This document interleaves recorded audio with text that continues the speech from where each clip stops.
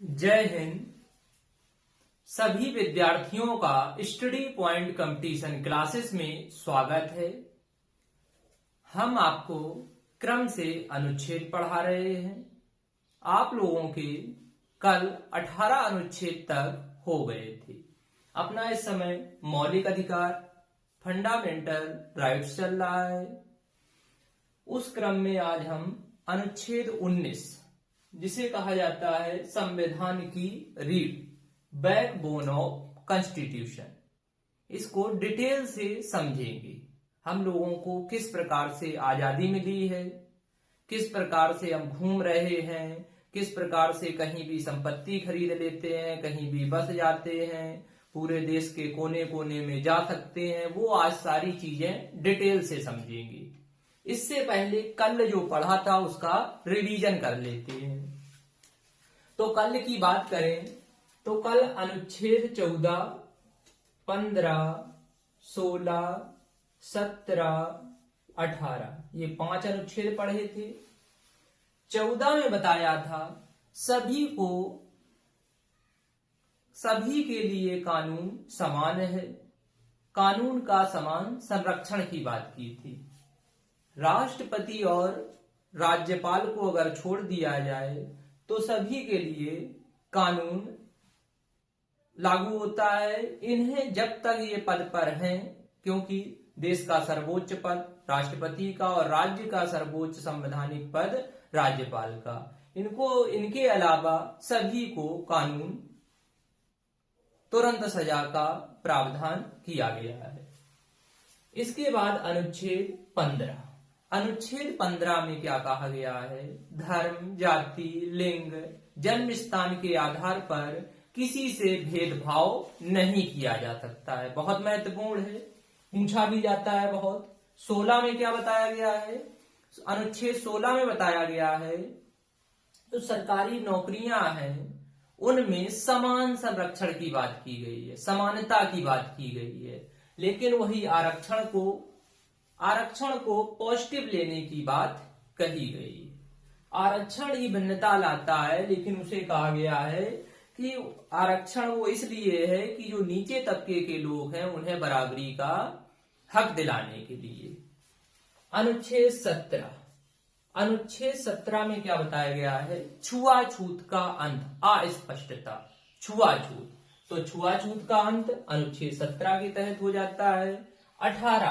18 में बताया था उपाधियों का अंत, जैसे महाराजा हो गए, रॉय हो गए, ऐसी उपाधियां आप धारण नहीं कर सकते हैं। ये आपको अनुच्छेद 18 रोकता है। इसके अलावा आपको कोई राष्ट्रीय पुरस्कार मिला हुआ है, वो भी आप नाम के आगे, जैसे भारत रत्न अपने नाम के आगे लगा लिया, वो नहीं लगा सकते हैं। जबकि कोई रैंक हो गई सेना की या पुलिस विभाग की या कोई शिक्षा से संबंधित, वो आप लगा सकते हैं, उसके लिए छूट है। तो आपको अनुच्छेद 18 तक, 1 से लेकर 18 तक बिल्कुल कंप्लीट हो गए हैं। अब हम आज बात करते हैं अनुच्छेद 19 की, जो कि बहुत महत्वपूर्ण है। समझिए,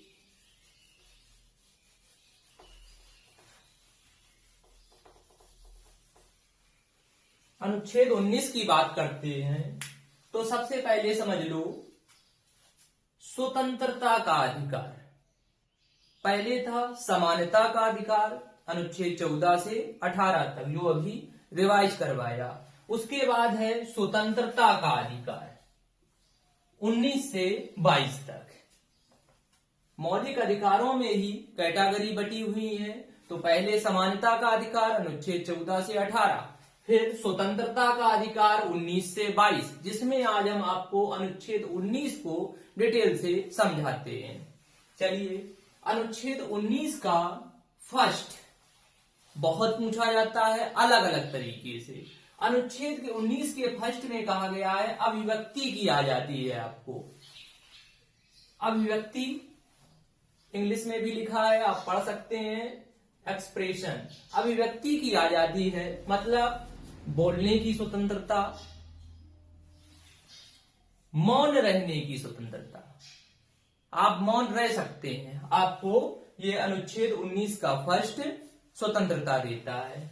झंडा फहराने की स्वतंत्रता 19 के फर्स्ट में ही आती है।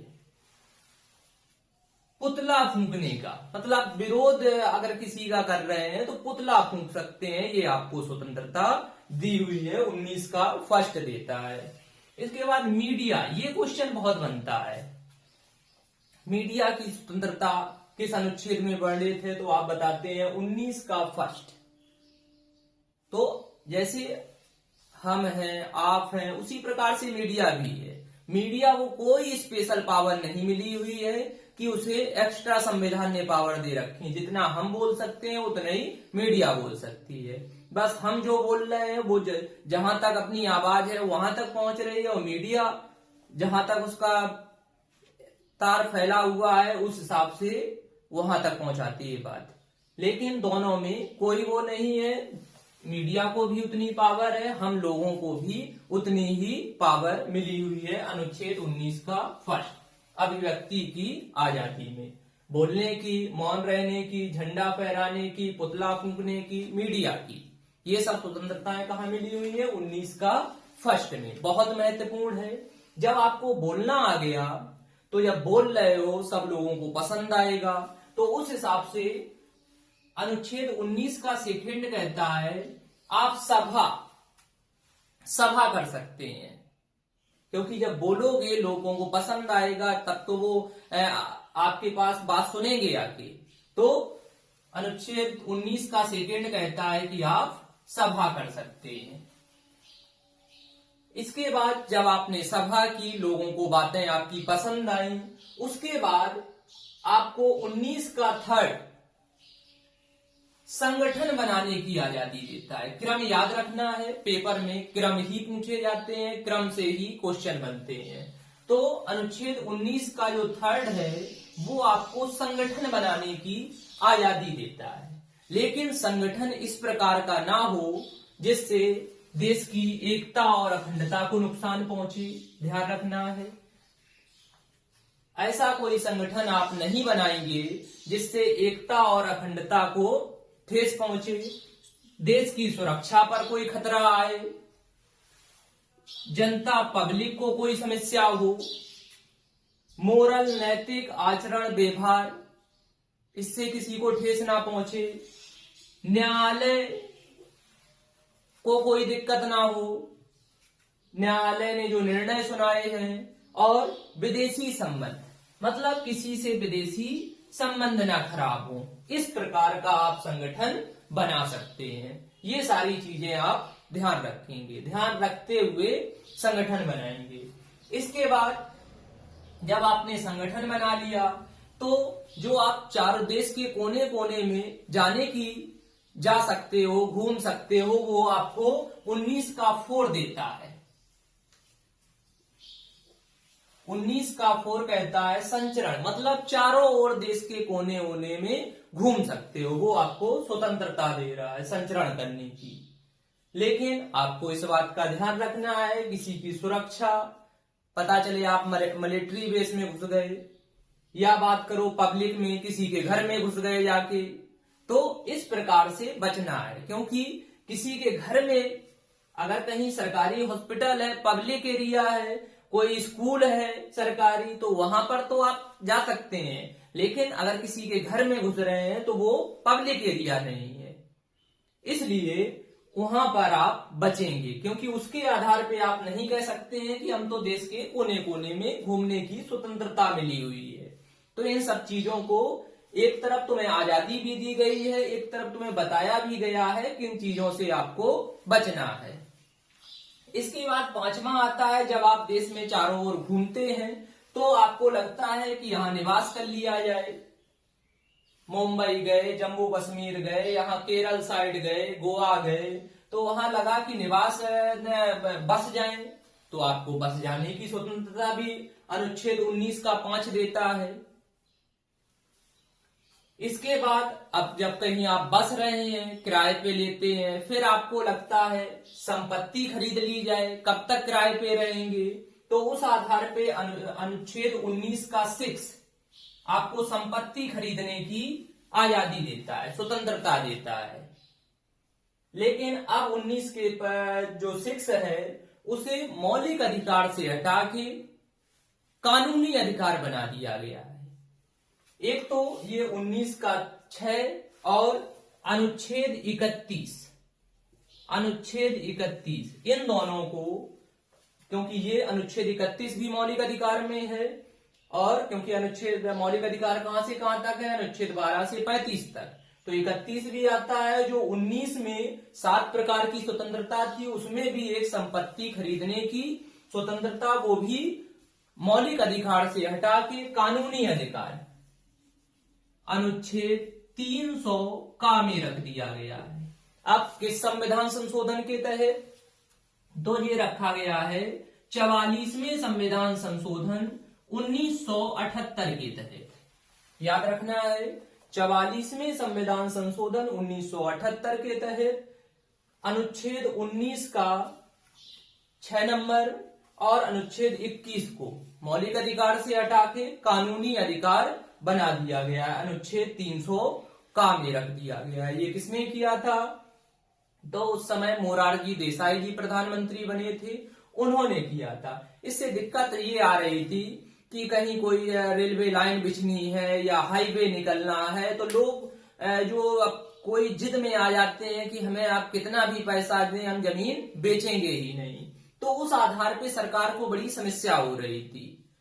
अब अगर वो जब सरकार जबरदस्ती करती है तो लोग सुप्रीम कोर्ट पहुंच जाएंगे कि मौलिक अधिकार का हनन हो रहा है। सुप्रीम कोर्ट कहेगा भाई मौलिक अधिकार का हनन आप नहीं कर सकते हैं, ऐसा करो रेल की पटरी का रूट बदल लो या हाईवे का रूट बदल लो। तो उससे ये बहुत दिक्कतें आ रही थी, तो मोरारजी देसाई ने ये संविधान संशोधन करवाया था। इसे आप याद रखेंगे, बहुत महत्वपूर्ण है। अगला आ जाता है जब आपने वहां संपत्ति खरीद ली, रहने लगे, फिर आपने कहा अब कुछ व्यापार भी किया जाए क्योंकि पैसा भी आना चाहिए, तो व्यापार करने की स्वतंत्रता आपको 19 का साथ देता है। तो पहले जो 7 प्रकार की स्वतंत्रता 19 में दी गई थी वो अब 6 प्रकार से बची हुई है, क्योंकि एक प्रकार की स्वतंत्रता को कानूनी अधिकार बना दिया गया है कि आपको संपत्ति देनी ही पड़ेगी। इसके लिए आप मौलिक अधिकार से सुप्रीम कोर्ट नहीं जा सकते हैं, ध्यान रखना है। अब इसको एक बार रिवाइज करते हैं। अनुच्छेद 19 को क्या कहा गया है, बैकबोन ऑफ कॉन्स्टिट्यूशन, संविधान की रीढ़। इसमें 7 प्रकार की स्वतंत्रताएं दी गई थी। पहली, अभिव्यक्ति की आजादी। अभिव्यक्ति मतलब आपको बोलने की स्वतंत्रता, मौन रहने की स्वतंत्रता, झंडा फहराने की स्वतंत्रता, पुतला फूंकने की स्वतंत्रता, मीडिया की स्वतंत्रता। मीडिया से क्वेश्चन बहुत बनता है, तो ये 19 का फर्स्ट ही आंसर आप लगाएंगे। इसी प्रकार से विकल्प भी आता है। इसके बाद जब आप बोलना जानते हैं तो आप सभा करेंगे, 4 लोग 10 लोग आपकी बातें सुनेंगे तो आप सभा कर सकते हैं। सभा करने के बाद आप जब सभा किए तो काफी लोग जुड़े तो उससे आप संगठन बना सकते हैं, लेकिन संगठन इन चीजों की सुरक्षा को ध्यान में, अखंडता को ध्यान में रखते हुए। इसके बाद आप जब संगठन बनाते हैं तो पूरे देश के कोने कोने में संचरण, घूमने की आजादी है। अनुच्छेद 19 का 4 देता है। क्वेश्चन बनता है कि घूमने की आजादी संविधान के किस अनुच्छेद में, तो आपको ऐसे ही ऑप्शन देगा 19 का फर्स्ट, 19 का 3, 19 का 5, 19 का 4। तो आपको क्रम याद रखना भी जरूरी है। उसके बाद जब पूरे देश में घूमते हैं तो फिर निवास करने की, तो आपको कहीं ठीक लगा तो वहां आप निवास करने लगते हैं। उसके बाद फिर 6 के तहत संपत्ति, उसे अब खत्म करके 300 का में पहुंचा दिया गया। उसके बाद 7वां व्यापार करने की, जिससे आप रोजी रोटी कर सकें। तो ये आज आपका बहुत ही महत्वपूर्ण अनुच्छेद, इसको समझा और अपने जो मौलिक अधिकार का महत्वपूर्ण भाग है, जिससे आप बोल पा रहे हो, घूम पा रहे हो, कहीं भी जा पा रहे हो, व्यापार कर पा रहे हो, संपत्ति खरीद रहे हो, वो इसी अनुच्छेद की देन है। आपको याद रखना है। आज के लिए इतना ही, आगे कल 20, 21, 22 समझाएंगे। धन्यवाद।